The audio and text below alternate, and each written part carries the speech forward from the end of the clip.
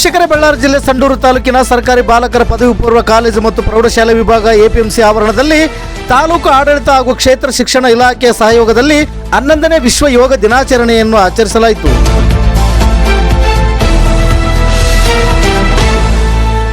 ಈ ಸಂದರ್ಭದಲ್ಲಿ ಪುರಸಭೆ ಅಧ್ಯಕ್ಷ ಸಿರಾಜ್ ಹುಸೇನ್ ರವರು ಅಧ್ಯಕ್ಷತೆ ವಹಿಸಿಕೊಂಡಿದ್ದರು. ತಾಲೂಕು ದಂಡಾಧಿಕಾರಿಗಳಾದ ಅನಿಲ್ ಕುಮಾರ್, ಕ್ಷೇತ್ರ ಶಿಕ್ಷಣಾಧಿಕಾರಿಗಳಾದ ಡಾಕ್ಟರ್ ಐಆರ್ ಅಕ್ಕಿ ಮತ್ತು ಸಮಾಜ ಕಲ್ಯಾಣ ಇಲಾಖೆ ಅಧಿಕಾರಿಗಳಾದ NK ವೆಂಕಟೇಶ್, ಯೋಗ ಶಿಕ್ಷಕರಾದ ಶಂಕರ್ ಸೇರಿದಂತೆ ವಿವಿಧ ಶಾಲೆಯ ಸರಿಸುಮಾರು 2,000ಕ್ಕೂ ಹೆಚ್ಚು ಮಕ್ಕಳು ಭಾಗವಹಿಸಿದ್ದು ವಿಶೇಷವಾಗಿತ್ತು.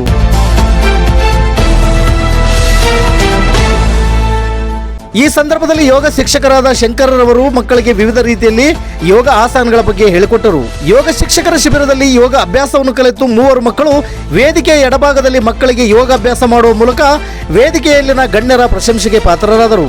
11ನೇ ರಾಷ್ಟ್ರೀಯ ವಿಶ್ವ ಯೋಗ ದಿನಾಚರಣೆಯು ಅಚ್ಚುಕಟ್ಟಾಗಿ ನಡೆದಿದ್ದು, ಊಟದ ಸಂದರ್ಭದಲ್ಲಿ ನೆರೆದಿದ್ದ ಮಕ್ಕಳು ಊಟದ ತಟ್ಟೆಗೆ ಪರದಾಡಿದ್ದು ಕೊಂಚ ಗೊಂದಲಮಯವಾಗಿ ಗೋಚರಿಸಿದ್ದು ನೋಡುಗರಿಗೆ ಮುಜುಗರ ತರುವಂತಿತ್ತು.